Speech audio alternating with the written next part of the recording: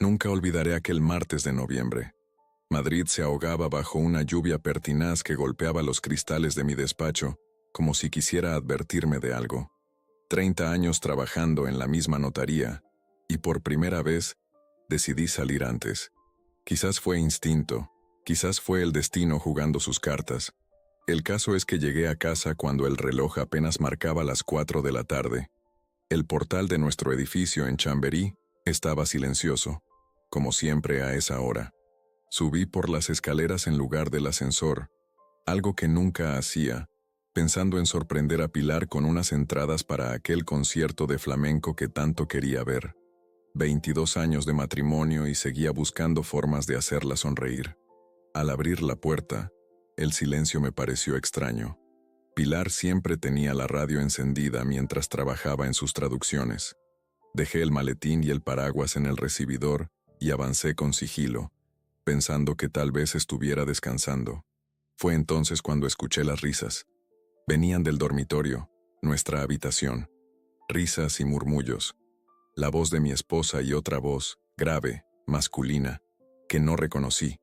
El tiempo se detuvo mientras mi mente procesaba lo que estaba ocurriendo. Quise gritar, quise irrumpir en la habitación, pero mi cuerpo no respondía. Me quedé allí, paralizado, escuchando cómo mi vida se desmoronaba al otro lado de aquella puerta. ¿Y Antonio? ¿No se entera de nada? La voz del hombre sonaba burlona. ¿Antonio? Por favor, Miguel. Vive en su mundo de papeles y sellos. No se enteraría aunque le pusiera los cuernos delante de sus narices. La risa de Pilar, esa risa que siempre me había parecido melodiosa, ahora me resultaba venenosa. ¿Cuánto tiempo llevamos ya?, preguntó él. Casi 8 meses, y tendrías que ver cómo me mira, como si fuera una santa. El pobre cree que soy feliz con esta vida mediocre que me ha dado. Cada palabra era una puñalada. Sentí náuseas, un frío que me recorría la espalda. 22 años juntos. Nuestro hijo, Carlos, estudiando en Barcelona. Nuestra casa, nuestros planes, nuestros viajes. Todo era una mentira. No entré en la habitación. No monté una escena. Algo dentro de mí se apagó y al mismo tiempo otra cosa, fría y calculadora, despertó. Salí del piso tan sigilosamente como había entrado. Bajé las escaleras, crucé el portal y me sumergí en la lluvia madrileña. Caminé sin rumbo durante horas, empapado, sintiendo cómo el agua lavaba mis lágrimas pero no mi dolor. Cuando regresé a casa, cerca de las 9, Pilar estaba sola, preparando la cena como si nada hubiera pasado. Me miró con esa sonrisa que yo creía sincera, y me preguntó por mi día. Actué como si no supiera nada, como si mi corazón no estuviera hecho pedazos. ¿Estás mojado? ¿Has olvidado el paraguas? Su preocupación sonaba tan real que casi me hizo dudar de lo que había escuchado. Se quedó en la notaría, mentí con una naturalidad que me sorprendió. Hubo un problema con un testamento y tuve que salir corriendo a ver a un cliente. Durante la cena, la observé con nuevos ojos. Cada gesto, cada palabra, ahora tenía un doble filo. Me contó sobre sus traducciones, sobre una llamada de Carlos, sobre planes para el fin de semana. Y yo asentía, sonreía, interpretaba el papel del marido confiado mientras por dentro ardía. Esa noche, en la cama que ahora sabía que compartía con otro, fingí dormir mientras ella leía. La estudié a través de mis pestañas. ¿Cómo no me había dado cuenta antes? Las salidas imprevistas, los mensajes a deshoras, su repentino interés por ponerse en forma en aquel gimnasio del centro. A la mañana siguiente tomé una decisión. No iba a confrontarla, no todavía. No iba a darle la satisfacción de verme destrozado, suplicando explicaciones. No, mi venganza sería más sutil, más elaborada. Pilar creía que yo vivía en un mundo de papeles y sellos, incapaz de ver más allá. Le demostraría cuán equivocada estaba. Comencé a investigar. Miguel, su amante, resultó ser un profesor de su gimnasio. Un tipo más joven, con músculos donde yo tenía canas. Lo seguí discretamente, recopilando información sobre sus encuentros, sus costumbres, sus planes. Descubrí que no era su primer engaño. Hubo otros antes, breves aventuras que yo, ciego de confianza, nunca había sospechado. también descubrí algo sobre mí mismo, una capacidad para el engaño que nunca había explorado. Me convertí en un actor excepcional. Seguí siendo el mismo Antonio de siempre, atento, rutinario, previsible. Incluso aumenté mis detalles hacia ella, regalándole flores, llevándola a cenar. Cada sonrisa falsa que ella me devolvía alimentaba mi determinación. Una tarde, encontré en su móvil, que dejó desprotegido mientras se duchaba, mensajes que hablaban de un futuro juntos. Planeaban irse, abandonarme cuando yo menos lo esperara. Hablaban de mi dinero, de la casa, de cómo sacarme el máximo antes de desaparecer. Esa noche, mientras la veía dormir a mi lado, tuve que contener el impulso de despertarla y gritarle todo lo que sabía. Pero no, mi plan necesitaba tiempo.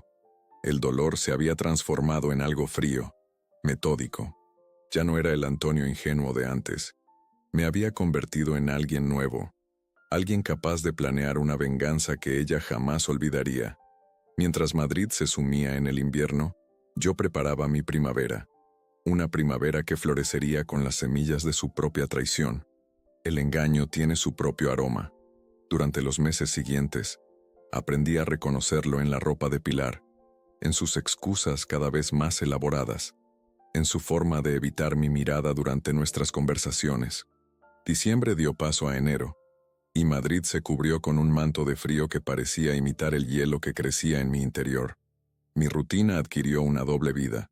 Por las mañanas era Antonio Vega, el respetado notario de Castellana, el hombre que validaba las verdades de otros con su firma y su sello. Por las tardes y algunas noches, me convertía en un detective amateur, siguiendo los pasos de mi esposa y su amante por las calles de la ciudad. Los vi entrar en hoteles de la Gran Vía, compartir cafés en terrazas de Malasaña, intercambiar caricias furtivas en el Retiro. Fotografié cada encuentro con el móvil, guardando las pruebas en una carpeta encriptada. No por rabia, sino como piezas de un rompecabezas que estaba armando meticulosamente. ¿Te pasa algo, papá? La voz de Carlos a través del teléfono sonaba preocupada. Mi hijo había vuelto de Barcelona para pasar las fiestas con nosotros y, aunque intenté disimular, mi máscara debió resbalarse en algún momento. Estoy bien, hijo. Solo cansado. La notaría está imposible últimamente. Carlos me miró con esos ojos que heredó de mí, demasiado observadores para su propio bien. A sus 21 años, tenía una intuición que yo había perdido hace tiempo. «Es mamá, ¿verdad?». Su pregunta directa me dejó sin respiración.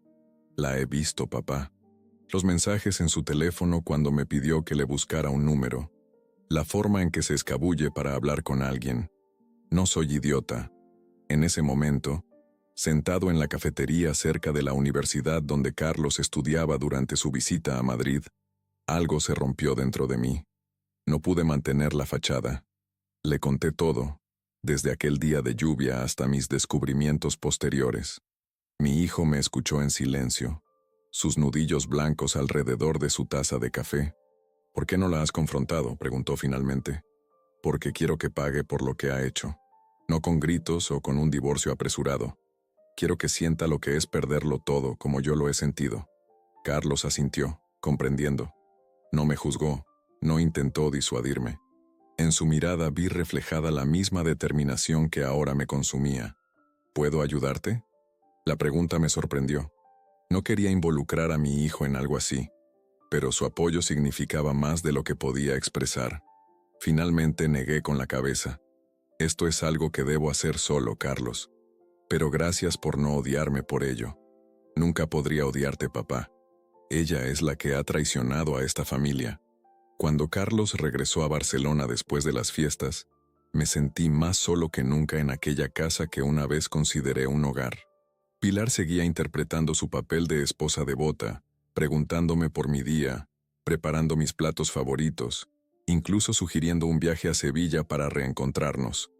La ironía era tan amarga que a veces tenía que contener una risa desesperada. Febrero trajo consigo una oportunidad inesperada. En la notaría, me asignaron el caso de un empresario que estaba a punto de perder todo por un negocio fraudulento. Mientras revisaba su documentación, Encontré un patrón que podía aplicar a mi propia situación, una forma legal, meticulosa y devastadora de recuperar lo que era mío. Comencé a mover hilos silenciosamente. Transferí parte de nuestros ahorros a cuentas que solo yo controlaba. Recopilé documentación sobre nuestras propiedades, sobre los movimientos de Pilar, sobre sus gastos con Miguel. Contacté con un viejo amigo que trabajaba en un bufete especializado en divorcios complicados. No para iniciar los trámites, sino para preparar el terreno. Una tarde, mientras revisaba el ordenador de Pilar, la contraseña seguía siendo el cumpleaños de Carlos, tan predecible. Descubrí algo que me heló la sangre. Había estado desviando dinero de nuestra cuenta conjunta a otra a su nombre. Pequeñas cantidades al principio, luego sumas más grandes. En total, casi 70.000 euros en los últimos 2 años. La traición ya no era solo emocional, sino también económica. El dinero que habíamos ahorrado juntos, con el que planeábamos viajar cuando me jubilara, con el que queríamos ayudar a Carlos a establecerse, ella lo estaba robando sistemáticamente. Esa noche, mientras cenábamos en silencio, la miré fijamente. Ella levantó la vista de su plato y me sonrió. Esa sonrisa falsa que ahora podía reconocer a kilómetros. ¿Qué pasa, cariño? ¿Tengo algo en la cara? No, respondí con calma. Solo pensaba en lo afortunado que soy de tenerte. Su expresión cambió por un instante, un destello de culpa rápidamente enmascarado con otra sonrisa. Yo también me siento afortunada, Antonio. Siempre has sido tan bueno conmigo. El cinismo de sus palabras me revolvió el estómago, pero mantuve mi compostura.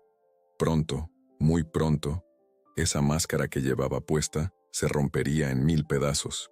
Marzo llegó con un aire más cálido, anunciando una primavera que para mí simbolizaba el renacimiento. Mi plan estaba casi completo. Había hablado con Carlos preparándolo para lo que vendría. Mi hijo, mostrando una madurez que me llenaba de orgullo, me apoyaba incondicionalmente. Lo que sea que decidas hacer, papá, estoy contigo. Ella eligió romper nuestra familia. Una noche, mientras fingía dormir, escuché a Pilar hablando en susurros en el baño. Planeaban fugarse durante Semana Santa. Miguel había conseguido un trabajo en Valencia y querían empezar una nueva vida allí. Con mi dinero, con mi dignidad pisoteada. Será perfecto, la oí decir. Le diremos que quiero visitar a mi hermana en Alicante. Para cuando descubra la verdad ya estaremos establecidos. Y con lo que he guardado, tendremos suficiente hasta que vendamos la casa. Su arrogancia, su seguridad en que yo seguiría siendo el mismo tonto manipulable, encendió una chispa de satisfacción en mi interior. Estaba tan equivocada, tan terriblemente equivocada. A la mañana siguiente, mientras Pilar salía a su supuesta clase de yoga, otro encuentro con Miguel, por supuesto, recibí una llamada de mi contacto en el banco. Todo estaba preparado. Las pruebas, los documentos, las grabaciones.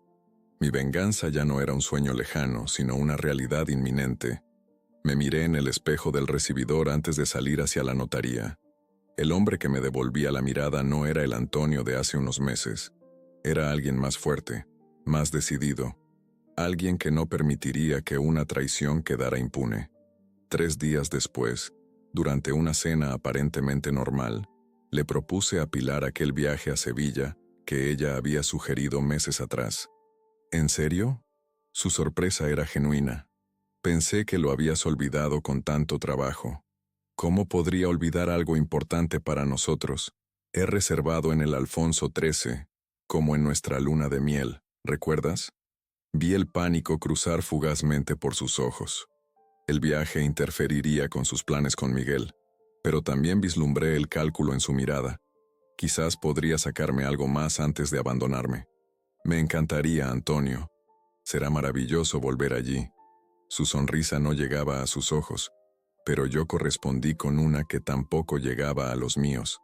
2 actores en una obra que estaba a punto de tener un final que ella jamás imaginaría. Sevilla nos recibió con un sol radiante, típico de principios de abril. El Hotel Alfonso XIII, con su arquitectura neomudéjar y sus patios llenos de naranjos en flor, parecía sacado de un cuento. Pilar fingía entusiasmo mientras nos registrábamos. pero yo podía ver cómo consultaba disimuladamente su móvil, seguramente enviando mensajes a Miguel. He reservado una mesa en el rinconcillo para esta noche, le dije mientras el Botones nos guiaba a nuestra suite. Como en los viejos tiempos. Qué detalle, cariño. Su sonrisa forzada me produjo una mezcla de dolor y satisfacción. Cada mentira suya me reafirmaba en mi decisión. La habitación era espectacular, con vistas al Guadalquivir y a la Torre del Oro. En otras circunstancias, habría sido el escenario perfecto para un reencuentro romántico. Ahora era simplemente el telón de fondo para el acto final de nuestra farsa matrimonial. Mientras Pilar se duchaba, preparé los últimos detalles. Coloqué discretamente una pequeña cámara en un rincón de la habitación, enfocando la zona del escritorio. No para grabar nada íntimo, sino para documentar lo que estaba a punto de ocurrir. También revisé mi teléfono, confirmando que todo estaba listo en Madrid. Esa tarde paseamos por el barrio de Santa Cruz, como la pareja enamorada que alguna vez fuimos. Le compré un abanico de nácar en una tienda de artesanía, y ella me besó en la mejilla con fingida ternura. Cada gesto suyo me resultaba ahora transparente. Podía ver la impaciencia tras sus sonrisas, las ganas de terminar el paseo para volver a comunicarse con su amante. El Rinconcillo, el restaurante más antiguo de Sevilla, estaba lleno de turistas y locales. Nos asignaron una mesa en un rincón íntimo, bajo vigas centenarias y rodeados de azulejos tradicionales. Pedí un vino de la tierra y brindamos por nosotros. Por los recuerdos, dijo ella, sosteniendo mi mirada con un atrevimiento que ahora reconocía como el de alguien que se sabe impune. Y por las sorpresas que nos depara el futuro, añadí yo, observando cómo una sombra de inquietud cruzaba su rostro. Durante la cena hablamos de temas superficiales, de Carlos, de mis casos en la notaría, de sus traducciones. En ningún momento mencioné nada que pudiera alertarla. Fui el mismo Antonio de siempre, atento, algo aburrido, predecible. Cuando regresamos al hotel, cerca de la medianoche, la invité a tomar una última copa en la habitación. Abrí un jerez que había comprado especialmente para la ocasión y serví 2 copas. ¿Recuerdas cuando nos conocimos en aquella fiesta universitaria? Pregunté, sentándome en el sofá junto a la ventana.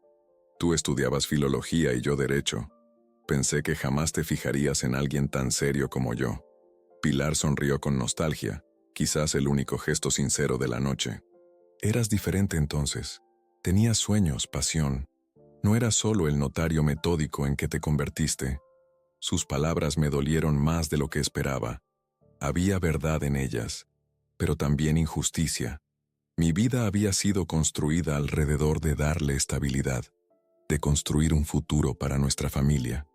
Las personas cambian, Pilar, a veces de formas que ni ellas mismas esperan. Bebí un sorbo de mi copa, preparándome para lo que venía. Era el momento. ¿Sabes? Hoy he recibido un correo interesante. Saqué mi móvil y abrí la aplicación del banco.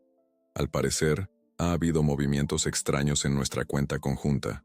Vi cómo la tensión se apoderaba de su cuerpo, cómo su mano apretaba ligeramente la copa. ¿Movimientos? Debe ser un error, dijo con una calma que desmentía el pánico en sus ojos. No, no es un error. Son transferencias. A tu cuenta personal. 70.000 euros en los últimos 2 años. Se levantó bruscamente, derramando parte del jerez sobre su vestido. ¿Me has estado espiando? ¿Revisando mis cuentas? Su indignación sonaba hueca. Ese dinero es tan mío como tuyo. Tengo derecho a guardarlo. ¿Para qué, Pilar? ¿Para tu nueva vida en Valencia con Miguel? El silencio que siguió fue más elocuente que cualquier confesión. Su rostro pasó de la sorpresa al cálculo en cuestión de segundos. No sé de qué estás hablando. Su voz temblaba ligeramente. Por supuesto que lo sabes. Sé todo sobre Miguel, sobre vuestros encuentros en el Hotel Vinci, sobre vuestros planes para Semana Santa, sobre cómo te ríes de mí cuando crees que no puedo oírte. Me levanté y caminé hacia el escritorio, donde había preparado una carpeta. La abrí, mostrándole fotografías de ella con su amante, capturas de sus conversaciones, registros de sus encuentros. ¿Desde cuándo? Su pregunta quedó incompleta. ¿Desde cuándo lo sé? Desde noviembre, aquel día de lluvia cuando volví antes a casa, se dejó caer en una silla, derrotada. Ya no intentaba negarlo. Su máscara se había desvanecido por completo. ¿Y qué vas a hacer? ¿Divorciarte? ¿Quitarme a Carlos? Su preocupación era tan egoísta que casi me hizo reír. No le importaba el dolor que me había causado, solo las consecuencias para ella. No, Pilar. Voy a hacer algo mucho peor. Mi voz sonaba tranquila, casi amable. Voy a darte exactamente lo que querías. Su confusión era evidente. Aproveché para continuar. Ayer, antes de venir a Sevilla, firmé la transferencia de nuestra casa a nombre de Carlos. También he donado gran parte de nuestros ahorros a una fundación contra el cáncer, en memoria de mi padre. Lo que queda apenas cubrirá tus gastos durante unos meses. «¡No puedes hacer eso!». Su grito resonó en la habitación. «Es ilegal. Al contrario, soy notario, ¿recuerdas? Sé perfectamente cómo hacer las cosas de forma legal. Tú firmaste los poderes hace años, confiando en mí. Además, tengo pruebas de tus desvíos de dinero, lo que en un juicio se consideraría apropiación indebida». Me acerqué a ella, que ahora temblaba visiblemente. «Puedes irte con Miguel a Valencia como planeabas, pero no tendrás nada. Ni la casa, ni los ahorros, ni la pensión que esperabas sacarme. Empezarás de cero como querías, pero sin la red de seguridad que pensabas llevarte». «Esto es venganza», susurró. «No, Pilar. Es justicia. Tú elegiste traicionar nuestra vida juntos, mentirme, robarme. Yo solo estoy asegurándome de que asumas las consecuencias de tus decisiones». Me dirigí a la puerta de la habitación tomando mi chaqueta. «Ah, y una cosa más. Miguel no irá a Valencia contigo». Su expresión de desconcierto me confirmó que había dado en el clavo. Esta mañana recibió una oferta irrechazable para dirigir un gimnasio en Barcelona. Curiosamente, el dueño es primo de un cliente mío. Le expliqué la situación y estuvo encantado de ayudarme. Miguel aceptó hace unas horas, mientras paseábamos por Santa Cruz. «No te creo», dijo, aunque su voz delataba su incertidumbre. Saqué mi móvil y le mostré un mensaje de Miguel. «Gracias por la recomendación, tío.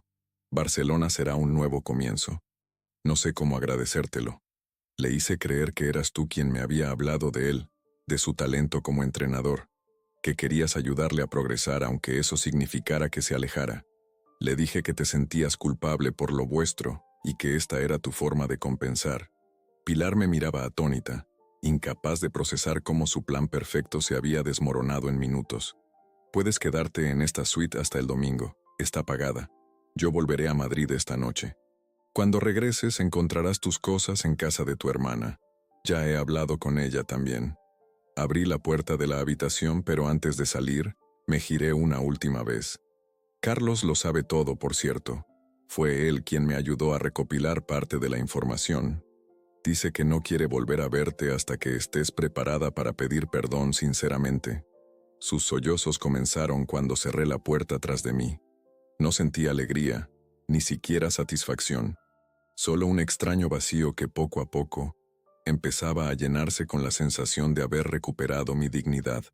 Mientras el taxi me llevaba hacia la estación de Santa Justa para tomar el AVE de regreso a Madrid, contemplé las luces de Sevilla reflejadas en el Guadalquivir. Por primera vez en meses respiré profundamente. El futuro era incierto, pero ahora me pertenecía solo a mí. El AVE atravesaba la noche española mientras yo contemplaba mi reflejo difuso en la ventanilla. La imagen del hombre que me devolvía la mirada resultaba extrañamente ajena y familiar al mismo tiempo. Mi rostro mostraba signos de agotamiento, pero también una serenidad que no había experimentado en meses. Había ejecutado mi plan a la perfección, pero no sentía la euforia que esperaba, solo un cansancio profundo, como si hubiera completado una maratón emocional. Madrid me recibió con una llovizna ligera, tan diferente de aquel aguacero de noviembre que cambió mi vida. El taxi me dejó frente a nuestro edificio en Chamberí, ahora legalmente propiedad de Carlos. Entré en el piso sintiendo su vacío de una manera nueva. No era solo la ausencia de Pilar, sino la ausencia de la mentira, del engaño constante que había flotado entre estas paredes durante tanto tiempo. Pasé la primera noche solo bebiendo un Rioja, que guardaba para ocasiones especiales. No brindé por nada en particular. Simplemente dejé que el silencio me envolviera, un silencio diferente al de antes, limpio, honesto.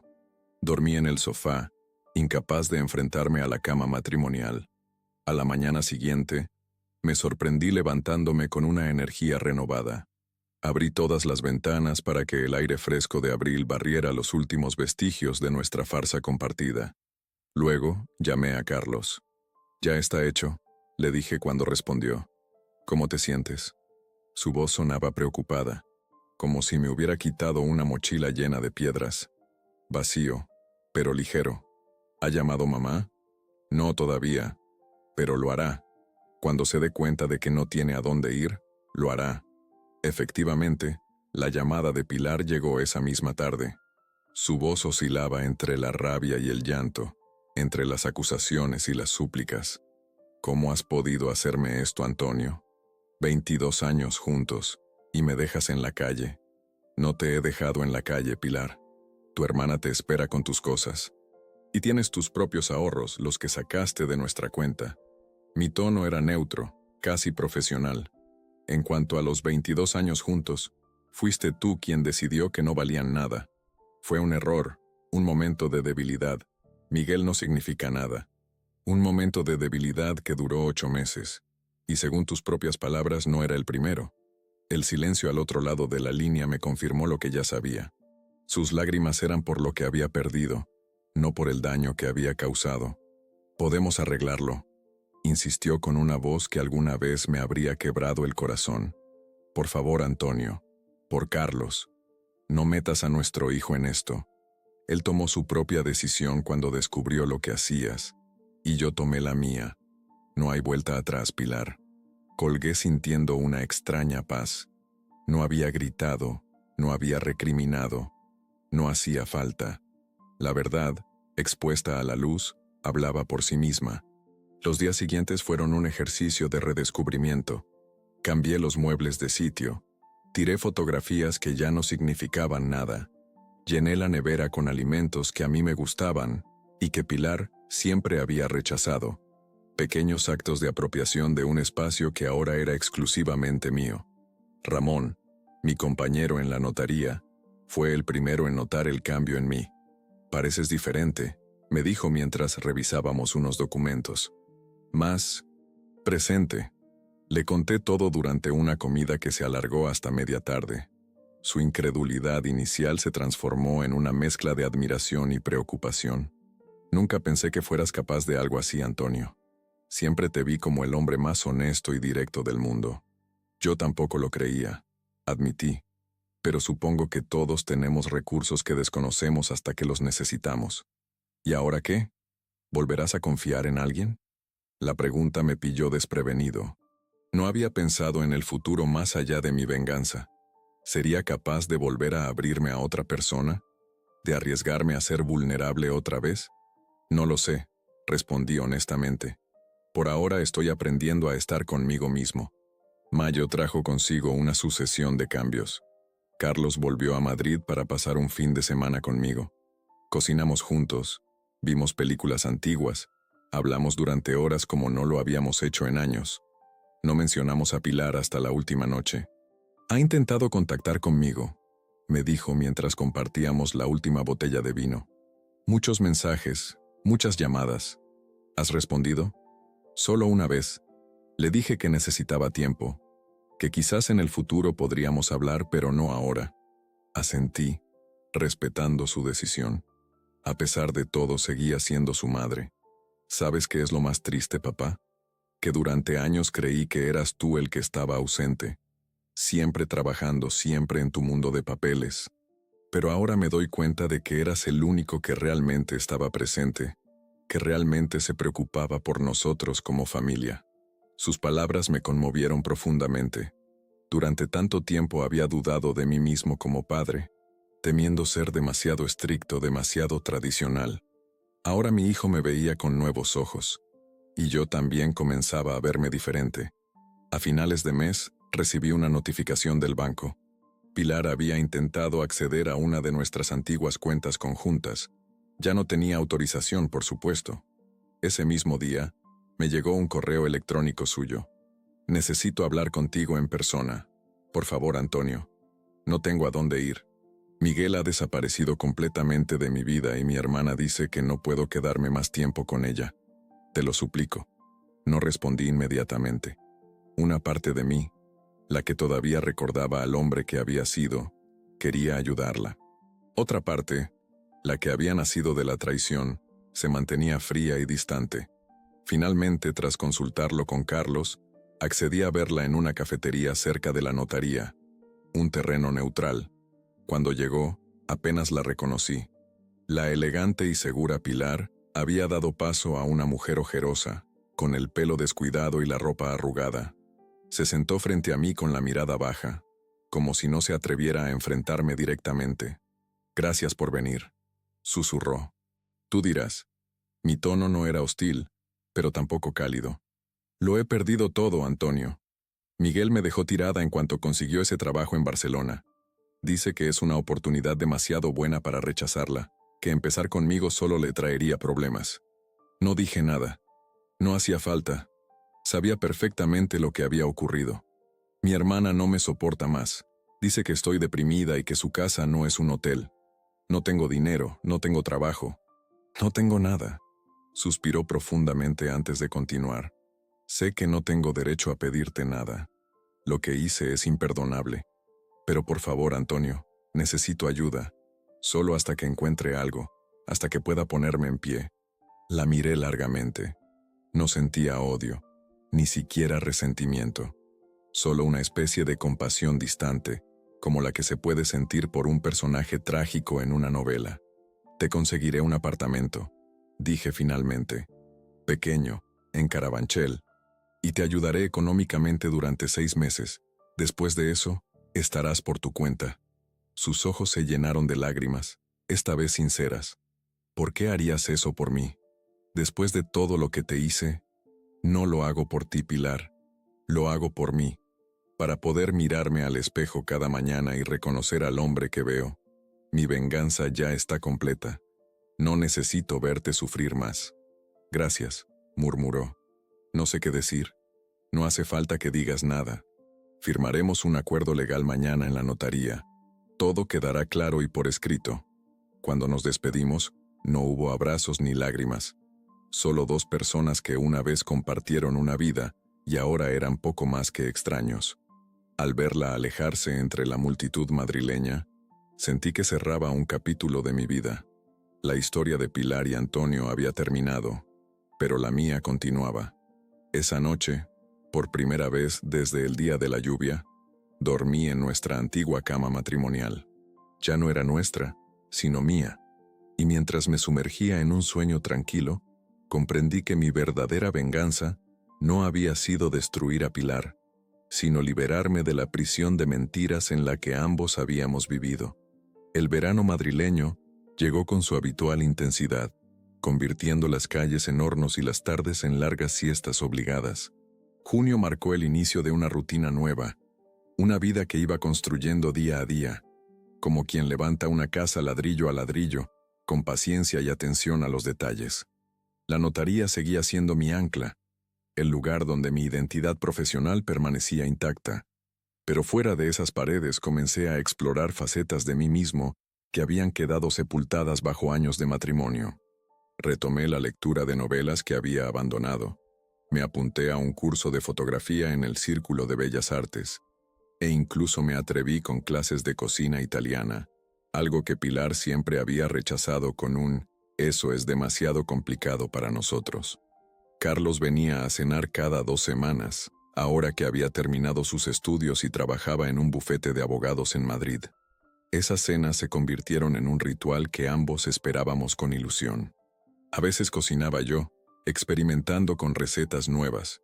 Otras veces pedíamos comida y nos quedábamos hasta tarde hablando de todo y de nada. «Te veo bien, papá», me dijo una noche mientras compartíamos un tiramisú que me había atrevido a preparar. «Diferente pero bien. Me siento diferente», admití, como si hubiera estado viviendo la vida de otro hombre durante años y ahora, por fin, estuviera viviendo la mía. «¿Has sabido algo de mamá?». Su pregunta no me pilló por sorpresa.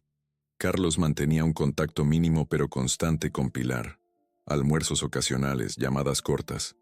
Una relación frágil que ambos intentaban reconstruir a su manera. Está trabajando en una academia de idiomas en Carabanchel, cerca del piso. Parece que le va bien. Me alegro, dijo con sinceridad. No quiero que sufra, solo que entienda lo que hizo. Creo que lo entiende ahora, respondí, recordando nuestro último encuentro en la notaría, donde firmamos los acuerdos. Su mirada ya no mostraba resentimiento, solo una resignación tranquila. A veces necesitamos perderlo todo para valorar lo que teníamos. ¿La has perdonado? La pregunta me hizo reflexionar. ¿Había perdonado a Pilar? ¿O simplemente había dejado de importarme lo suficiente como para mantener vivo el rencor? No sé si es perdón exactamente, respondí con honestidad. Es más como aceptación. Aceptar que lo que pasó, pasó. Que ella tomó sus decisiones y yo tomé las mías. Y que ahora todos vivimos con las consecuencias. Carlos asintió comprensivo. A sus 22 años mostraba una madurez que me llenaba de orgullo. Deberías salir más, papá, conocer gente nueva. Me reí, sorprendido por el giro de la conversación. ¿Me estás sugiriendo que empiece a salir con mujeres? ¿A mi edad? ¿Qué tiene de malo? Tienes 52 años, no 80. Y ahora que te has dejado esa barba y has renovado tu vestuario, hasta pareces interesante. Su broma me hizo reír con ganas, algo que no hacía con frecuencia antes. Tenía razón en parte. Había cambiado mi aspecto, dejándome una barba canosa bien recortada y abandonando los trajes formales fuera del trabajo por ropa más cómoda y actual. Pequeños cambios externos que reflejaban transformaciones más profundas. Siguiendo su consejo, comencé a abrirme más socialmente. Acepté invitaciones de compañeros para tomar algo después del trabajo. Me uní a un grupo de senderismo que hacía excursiones por la Sierra de Madrid los fines de semana, e incluso me animé a asistir a algunas exposiciones y conciertos solo, algo que antes me habría parecido impensable. Fue en una de esas exposiciones, una retrospectiva de fotografía urbana en el Matadero, donde conocí a Elena. Estábamos ambos contemplando la misma fotografía, un retrato en blanco y negro de un anciano en la Plaza Mayor, cuando coincidimos en nuestro comentario sobre la intensidad de la mirada del sujeto. Elena tenía unos 45 años. Era profesora de literatura en un instituto y había enviudado hacía 5. Había en ella una serenidad atractiva, una forma de hablar pausada pero intensa que me cautivó desde el primer momento. Tomamos un café en la cafetería del Centro Cultural y descubrimos que teníamos gustos similares en literatura, música clásica y cine francés. Intercambiamos números casi como un trámite, sin grandes expectativas, pero a los pocos días me sorprendí a mí mismo llamándola para invitarla a un concierto de piano, y ella aceptó con una naturalidad que me desconcertó y me alegró a partes iguales. No fue una cita romántica en el sentido tradicional. No hubo flirteo explícito ni momentos incómodos, solo dos adultos disfrutando de buena música y mejor conversación. Y quizás por eso mismo, por esa ausencia de presión, todo fluyó con una facilidad inesperada. Me ha gustado mucho esta tarde, me dijo cuando la acompañé a su portal en Malasaña. Ha sido reconfortante. Lo mismo digo, respondí, sorprendido por lo cómodo que me sentía en su compañía. ¿Repetimos algún día? Me encantaría. Ese algún día se convirtió en encuentros regulares, exposiciones, conciertos, paseos por el Retiro, cenas sencillas. No había urgencia ni expectativas, solo el placer de compartir tiempo con alguien que te entiende, que te escucha de verdad. Carlos notó el cambio en mí antes incluso de que le hablara de Elena. «Estás diferente», me dijo una tarde mientras tomábamos una cerveza en una terraza. Más, no sé, ligero. Le hablé entonces de ella, de nuestros encuentros, de cómo me sentía en su compañía, sin etiquetas, sin grandes declaraciones, solo la verdad simple de que disfrutaba pasando tiempo con otra persona por primera vez en mucho tiempo. Me alegro por ti, papá. Te lo mereces. Una tarde de agosto, Mientras paseábamos por Madrid Río buscando algo de frescor junto al agua, me crucé con Pilar. Iba acompañada de una amiga, riendo de algo que no alcancé a oír. Se quedó paralizada al verme, y por un momento temí que la situación se volviera incómoda. Pero entonces, sonrió levemente, un gesto que no era de felicidad, sino de reconocimiento, y me saludó con un movimiento de cabeza antes de continuar su camino. Ese breve encuentro me produjo una extraña sensación de cierre. No había tensión, ni rencor, ni dolor punzante. Solo la constatación tranquila de que nuestros caminos se habían separado definitivamente. Le conté a Elena sobre Pilar esa misma noche, durante una cena en su apartamento. No le había ocultado mi situación, pero tampoco había entrado en detalles sobre la traición o mi venganza. ¿Todavía te duele verla?, me preguntó con esa franqueza suya que yo tanto valoraba. No, respondí tras pensarlo un momento. Es más como ver una película que conoces bien. Sabes lo que va a pasar, pero ya no te afecta emocionalmente. El tiempo no cura todas las heridas, como dice el tópico. Reflexionó mientras servía más vino. Pero sí nos enseña a vivir con las cicatrices. Y algunas cicatrices acaban siendo útiles, añadí. Te recuerdan lo que has superado, te hacen más fuerte. Elena sonrió, esa sonrisa cálida que iluminaba toda su cara. Me gusta esa forma de verlo. No como víctima, sino como superviviente. Septiembre trajo consigo el típico aire de renovación que siempre asocio con el inicio del curso escolar, aunque hace décadas que dejé las aulas. Carlos me invitó a comer para darme una noticia. Le habían ofrecido un puesto en Barcelona, en un prestigioso bufete internacional. Era una oportunidad única, pero significaba alejarse de Madrid, de mí. No quiero dejarte solo, papá, me confesó, preocupado. No estoy solo, le aseguré. Tengo mi trabajo, mis amigos, mis nuevas aficiones, y te tengo a ti aunque estés a 600 kilómetros. Acepta ese trabajo, Carlos. Es tu momento. ¿Estás seguro? Completamente. Además, siempre puedes volver si no funciona. Y yo puedo visitar Barcelona. Dicen que es una ciudad maravillosa para caminar. Su alivio fue evidente, y me sentí orgulloso de haber priorizado su felicidad sobre mis propios deseos de tenerlo cerca. Parte de amar a alguien es saber cuándo dejarlo volar. Esa noche, mientras cenaba con Elena en un pequeño restaurante libanés que habíamos descubierto, le conté sobre la oferta de Carlos y mi reacción. Has hecho lo correcto, me dijo, aunque te echaré de menos cuando vayas a visitarlo. Su comentario, casual pero cargado de significado, me hizo darme cuenta de cuánto había avanzado nuestra relación en apenas unos meses. Había pasado de ser un encuentro casual a una presencia constante, reconfortante. No habíamos puesto nombres a lo que teníamos, ni habíamos hecho grandes declaraciones, pero era innegable que existía un vínculo, una complicidad que iba creciendo día a día. «Podrías venir conmigo alguna vez», sugerí. «A Barcelona, digo, a conocer a Carlos. Creo que os llevaríais bien». Su mirada se iluminó con una mezcla de sorpresa y alegría. «¿Estás seguro? Conocer a tu hijo es un paso importante». «Estoy seguro», respondí sin dudarlo. De hecho, es el primer paso que me apetece dar en mucho tiempo. Mientras brindábamos por ese futuro viaje, reflexioné sobre el camino recorrido desde aquella tarde lluviosa de noviembre. El dolor, la rabia, la venganza fría y finalmente, esta paz inesperada. No era el final feliz de una novela romántica. Era algo más complejo, más real. La construcción paciente de una nueva vida a partir de los escombros de la anterior.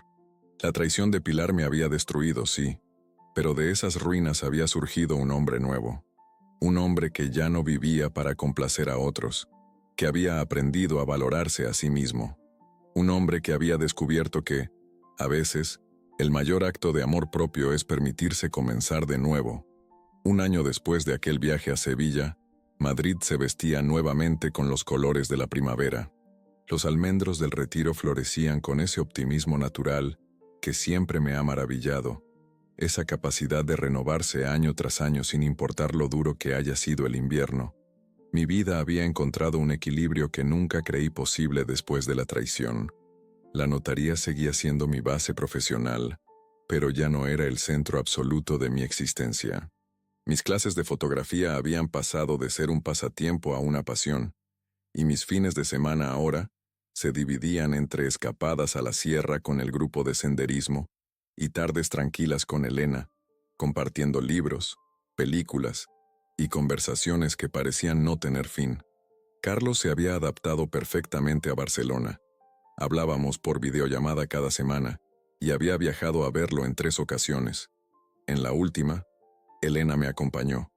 Ver a mi hijo y a ella conversando animadamente sobre literatura jurídica, una pasión compartida que yo no entendía en absoluto, me llenó de una alegría inesperada. No era una familia tradicional, pero era un nuevo tipo de conexión, honesta y libre de expectativas. Fue durante esa visita cuando Carlos me dio una noticia que me dejó desconcertado. «Mamá me ha pedido vernos», me dijo mientras paseábamos por el paseo marítimo.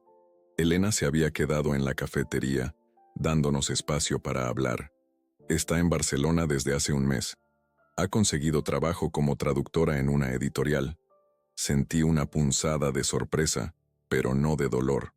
¿Y tú qué piensas hacer? Ya la he visto, papá, 2 veces. La primera fue difícil.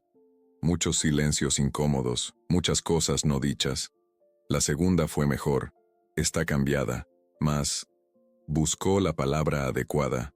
Humilde, supongo. Asentí, procesando la información. No me molestaba que Carlos viera a su madre. Al contrario, me alegraba que pudieran reconstruir algún tipo de relación. Pilar había cometido errores imperdonables como esposa, pero eso no borraba su condición de madre. Me preguntó por ti. Continuó Carlos con cierta cautela. ¿Cómo estabas? ¿Si eras feliz? Le hablé de Elena. ¿Y qué dijo? Se alegró, creo, de forma genuina. Dijo que te merecías ser feliz después de... todo. Ese todo contenía demasiadas historias, demasiado dolor, pero también un extraño tipo de gratitud.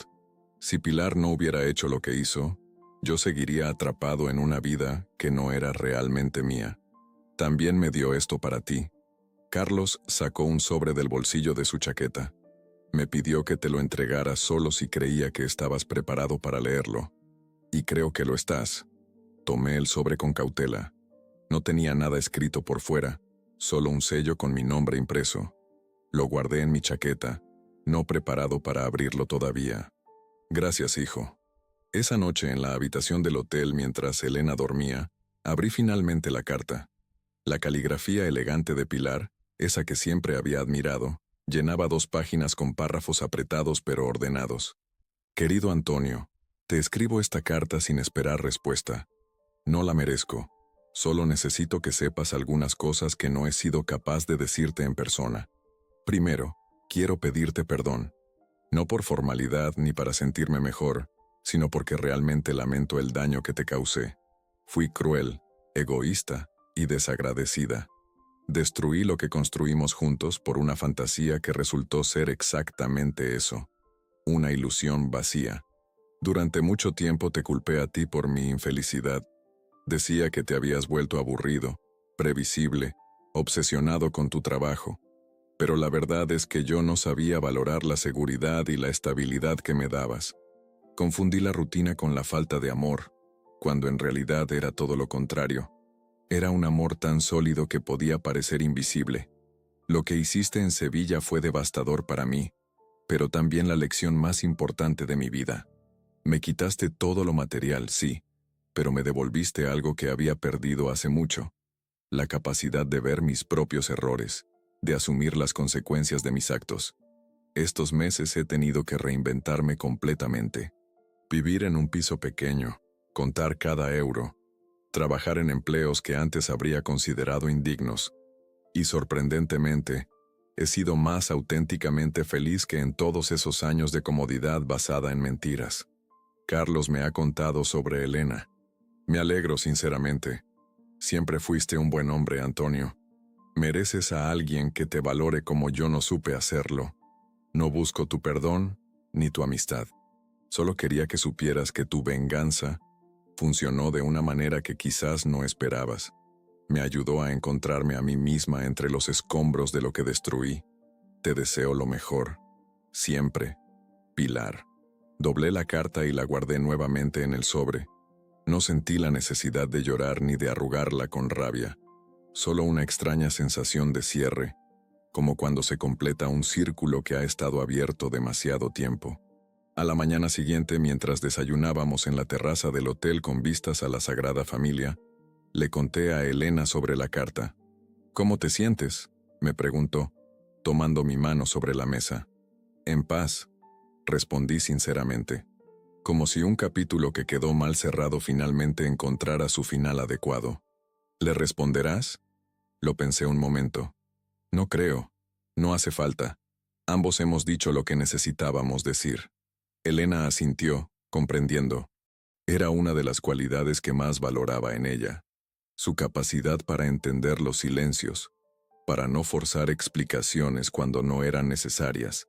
De regreso en Madrid, la vida continuó su curso con esa mezcla de rutina y sorpresas que caracteriza la existencia de cualquier persona. Mi relación con Elena se fue profundizando día a día, sin prisa pero sin pausa. No vivíamos juntos. Cada uno valoraba su espacio y su independencia, pero compartíamos cada vez más tiempo, más sueños, más planes.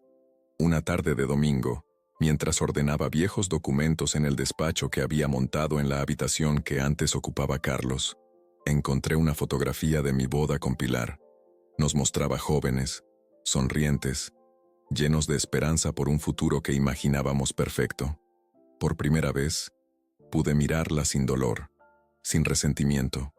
Era simplemente un momento del pasado, un capítulo de mi historia que me había llevado hasta donde estaba ahora.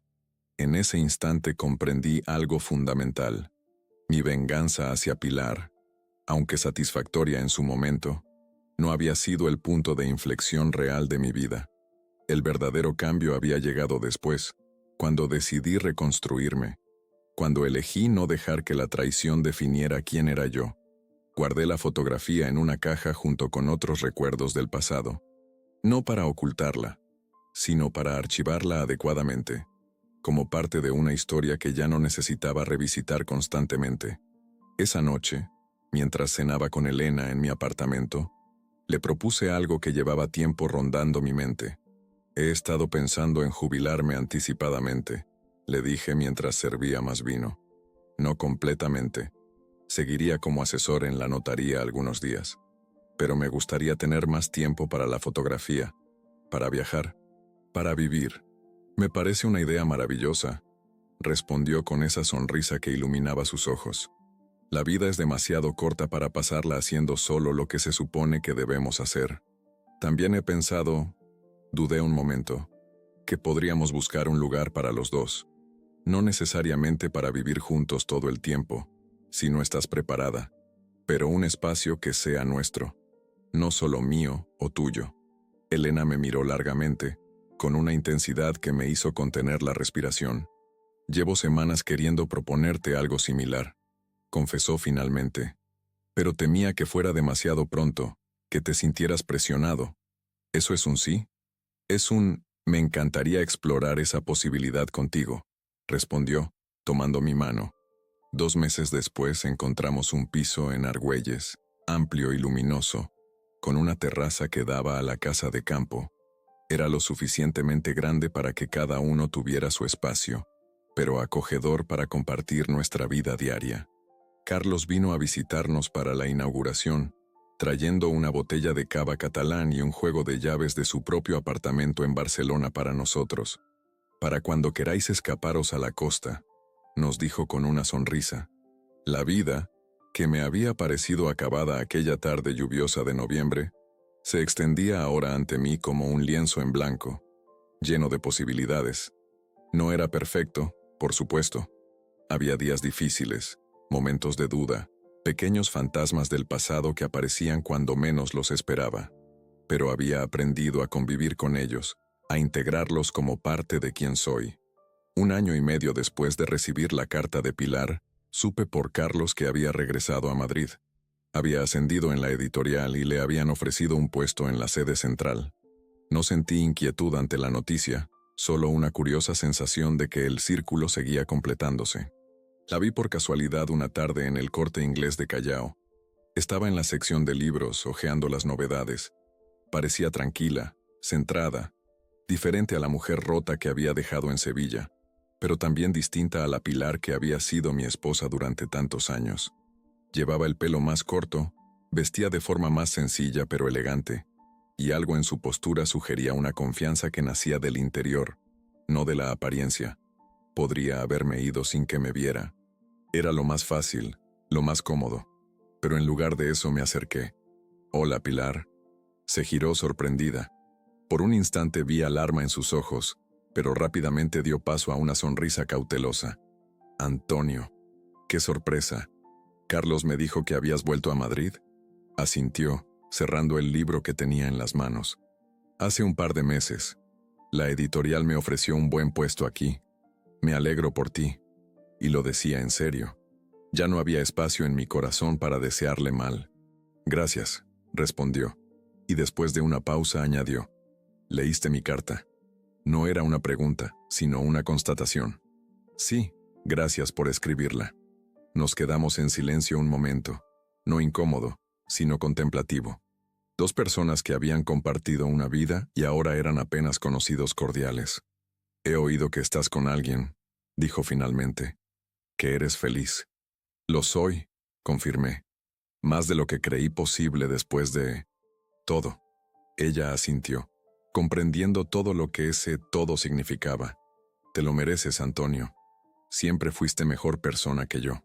«No se trata de ser mejor o peor», respondí. «Solo de ser auténtico, de ser fiel a uno mismo y a los que te importan». Una lección que ambos habíamos aprendido de formas muy diferentes. «Debo irme», dije tras otro breve silencio. «Fue bueno verte, Pilar». «Igualmente, Antonio». Nos despedimos con un gesto, sin abrazos ni promesas de futuros encuentros. No éramos amigos, nunca lo seríamos, pero tampoco éramos enemigos.